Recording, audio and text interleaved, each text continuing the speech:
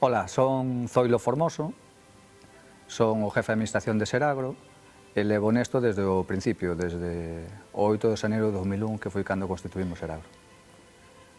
Eu son o responsable do Departamento de Administración e un pouco coordinación de toda a xente, un pouco de facer intermediario entre todos os equipos, transmitir información, aparte levar a gestión contable, administrativa e tamén un pouco facer de enlace entre a xente que traballa na administración, ben sea de programación, de facturación ou cos jefes de servicio distintos, tramitar todo tipo de necesidades que ten tanto técnicas como contables, administrativas, o que faga falta.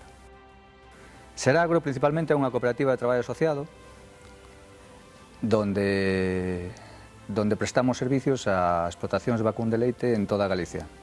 Os diversos servicios, os de reproducción, alimentación, calidad de leite, xestión e podoloxía.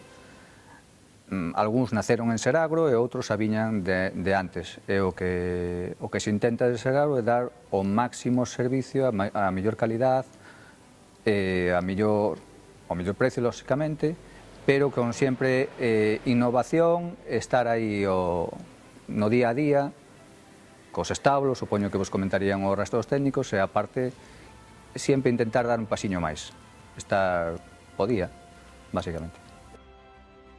Seragro a día de hoxe, Seragro sempre foi crecendo, tanto económicamente como o que nos interesa a nós, que é vía clientes, vía socios, vía traballadores. A nosa perspectiva sempre é de crecer, vémolo sempre con ilusión de crecer e de aumentar. Non é fácil, porque estamos nun sector que, ao contrario de avanzar, está retrocedendo, sobre todo en número de explotacións, pero non é así tanto en cabezas de ganado ou vacas. Para nós sempre hai expectativas novas, o sea, o último servicio, que non o nombrei antes, é o de xestión, é un servicio novo, constituído desde Seragro, e que enlaza un pouco todo o resto. Iso é algo que queremos culminar, o sea, dar os servicios e acabar de gestionar todos os servicios, porque todos están relacionados entre sí.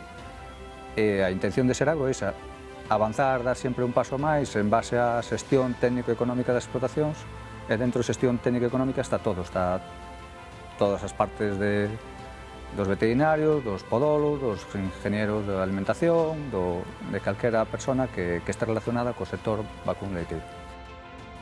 Crudo, pero con ganas e creo que vai a salir para adiante. Tanto o sector leiteiro, que vai a ser imprescindible neste país, como os técnicos.